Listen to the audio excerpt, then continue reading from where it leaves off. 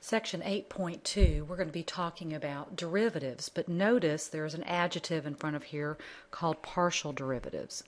Because we're looking at three dimensionals x, y, and z, we have to look at the derivative, which remember is the tangent of the curve. But this time we have this three-dimensional curve, so how can we find a tangent line? So we're going to be talking about how to find the first partial derivative, and then we're going to evaluate that first partial derivative. And then, of course, if we can take the first derivative, we can take the second. But first of all, let's look at the idea of a partial derivative. So you have this three-dimensional partial space here.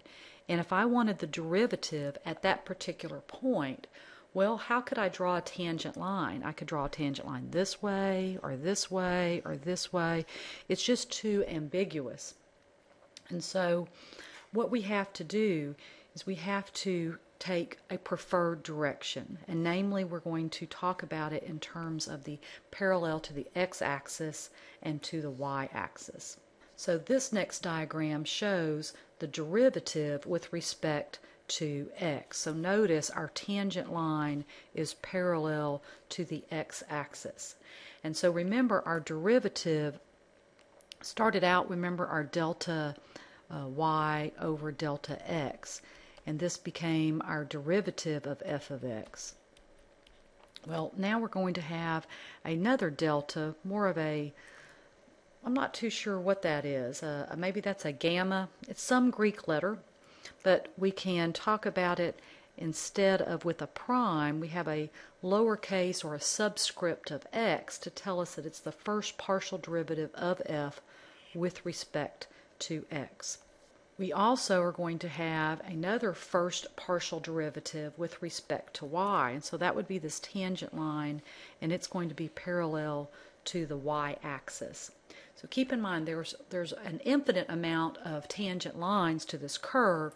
We're just going to pick two parallel to the x and y axis, and those are our first partial derivatives. Now how do we do that? Well, if we're going to take the first partial derivative with respect to y, we keep x as a constant. On the other hand, if we take the derivative with respect to x, we keep y as a constant.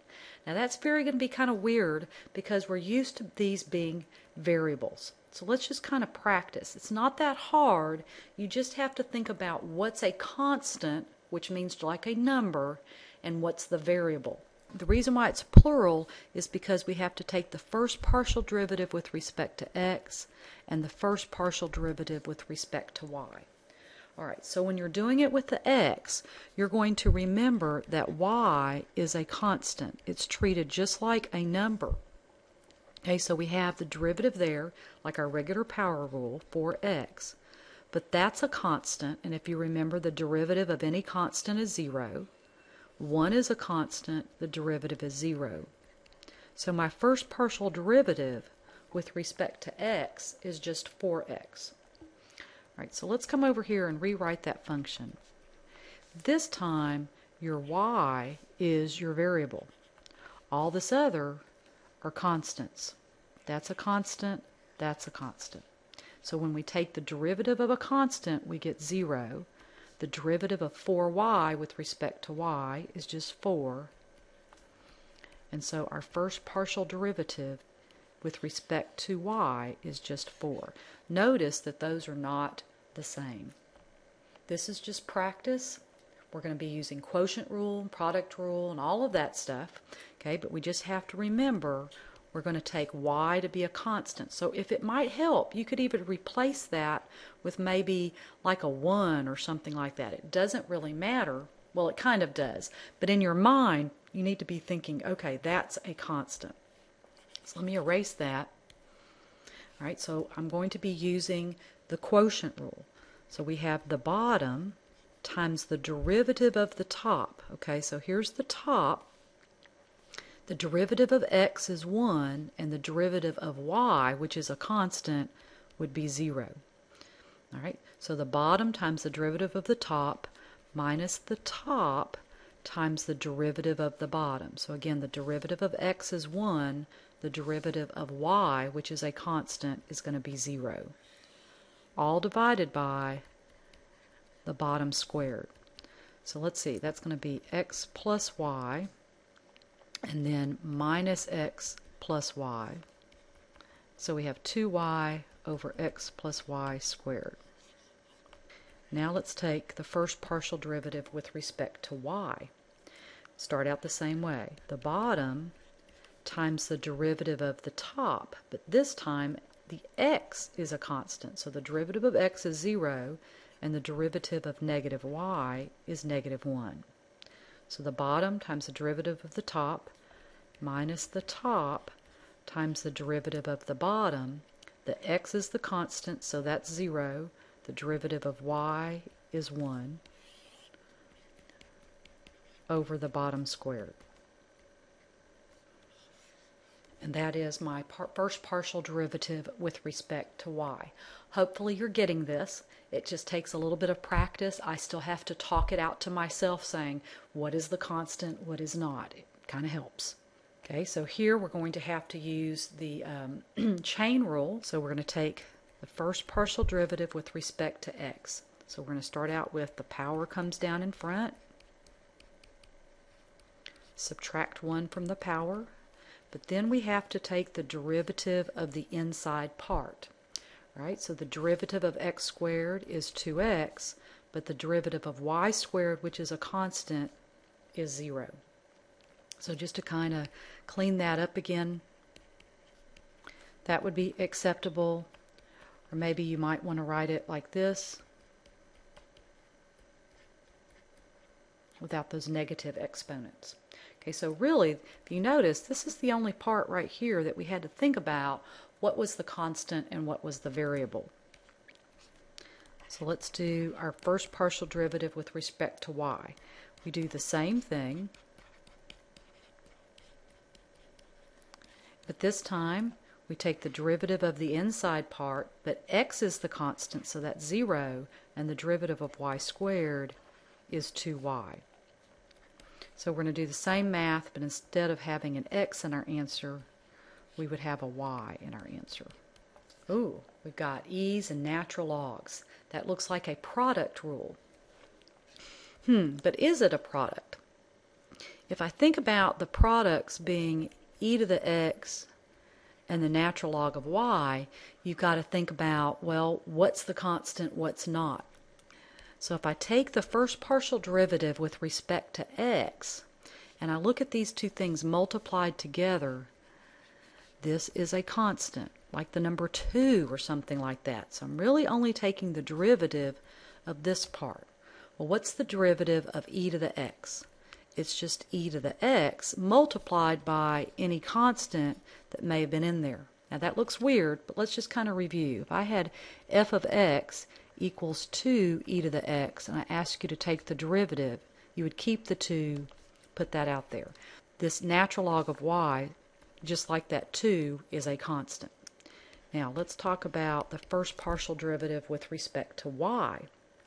And we have e to the x and the natural log of y. Flip-flops. This is your constant. This is what we need to take the derivative of. So we just keep the constant, and then we multiply by the derivative of the natural log of y, which is 1 over y. Oh my. Now, we're going to have to take 3 partial derivatives. This is just to keep your brain a-working. Okay, so let's take the derivative with respect to x. So on each one of these, remember xy is the constant. So if I have a constant times x, the derivative is just the constant. So on this first one, xy is your constant times x, so we would just have the constant. On this next one, we have a constant times x. Our constant happens to be y squared. These don't have, this one doesn't have any x, so that derivative is 0. And the next one, well, let's see, we have a constant times the derivative of x squared, which would be 2x. Are you confused yet? Okay, now let's do it with respect to y. All right, this first one, we have y times these other constants. So it's just going to be the constant. The next one, we have a constant times the derivative of y squared. This one, we have a constant times y, so the derivative is just the constant. And that one, we have no y, so the derivative is 0. Okay, last one, z. So this one, again, z is the variable, xy is the constant, so we just have the constant. This one has no z, so we have a derivative of 0. This one, we have a z squared, so we take the constant of y, the derivative of z squared is 2z. And this last one, we just have a constant times z, so it's just going to be the constant. And now you have done first partial derivatives. Can we evaluate the first partial derivative at a given point? Well, sure we can. We're just going to take the derivative and put those points in. Let's see what we get. So I'm going to rewrite this with exponents, so it'll be easier to take the derivative. Right, so let's take that first partial derivative with respect to x. Right, remember that this time the y's are constants. So this first one is the derivative of x times a constant is just the constant. This is a constant, so the derivative is 0. Now let's take the partial derivative with respect to y. Right, switching that around. So on this one we have a constant times y to the half. So I have x times, using the power rule, we get that.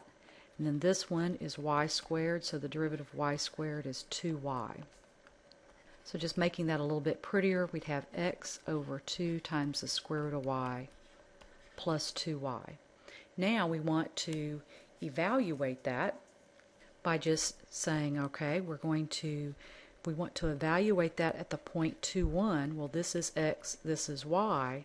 So f of x evaluated at 2, 1, not f of x, first partial derivative with respect to x, would be the square root of y, which is the square root of 1, which is 1. Here, if we want to evaluate it, same thing. We're going to put in 2 for x and 1 for y. That's all there is to it. So this is going to give us a little bit more practice on how to take the derivative of e. Now just to refresh our memory, if I have something e to the 2x, remember our derivative is e to the 2x times the derivative of the exponent, which would be 2 in that case. So let's come over here. First partial derivative with respect to x. So we're going to keep e to the xy. But then what is the derivative of xy with respect to x is just y. The other one, we're going to keep the xy, and the derivative of this with respect to y is just x. Okay, because if you have 2y and you want to take the derivative, you just get 2. You just take the constant. So in this case, the x is the constant, and in this case, the y is the constant. Now we need to evaluate this. So we're going to put in 1 for y and 1 for x, 1 for x, and 1 for y. So we get the same answers, which is unusual, just to tell you. Here come the second order partial derivatives. This is going to get kind of weird, okay, because we had 2 first order derivatives. That's going to give us 4 second order derivatives. So we're going to first of all differentiate the first partial derivative with respect to x, and we get this notation. So that means we hold x to be the variable and everything else to be the constant. But then we can take that first partial derivative and take the derivative with respect to y, and we have that notation. Same thing, we can do f of y with respect to x and with respect to y, and we get those 2 second order derivatives. So we have to find 4 things. It sounds complicated, you just have to keep telling yourself what's the variable and what's the constant. All right, so let's talk about, in order to find the second order, we have to find the first, just like we did with regular derivatives. And then in this case, they're also asked us to kind of note that these two things are going to be equal, which is not always the case. They have to be continuous functions, but most of the time they are. All right, so let's find the first partial derivative with respect to x. All right, so we have 2x times the constant y. This is the constant y cubed times x, so the derivative of x is 1 times your constant.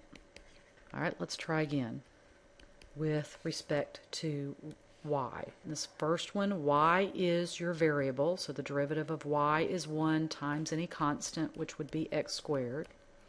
Here, y is your variable, so we're going to take the constant x and then apply the power rule on the y cubed. That's our first partial derivatives. Now we need the second order. So I'm going to take it, I'm going to look at this one, and I'm just going to do the same thing and let x be the variable. So if x is the variable, then we just have the constant 2y, and then y cubed is a constant, so the derivative of a constant is 0. So that's one second order. Now let's come back up to here, and we're going to do the same thing except let y be the variable. So y is the variable, so we have just the constant 2x. Y is the variable, so we have 3y squared. Whew, let's try again. We're going to come up to this one. That's our first derivative. We're going to let x be the variable. So the derivative of x squared is 2x. The derivative here is going to be just 3y squared. Again, going back up here and letting y be the variable, the derivative of x squared, which is a constant, is 0. Then we have 3x, which is the constant. The variable y squared is 2y.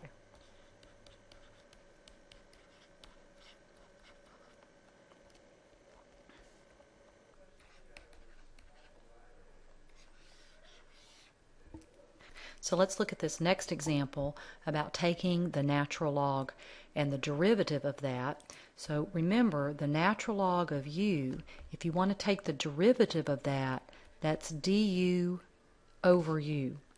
Many of you applied many different types of rules on the last test, but that is how you take the derivative of the natural log of some function.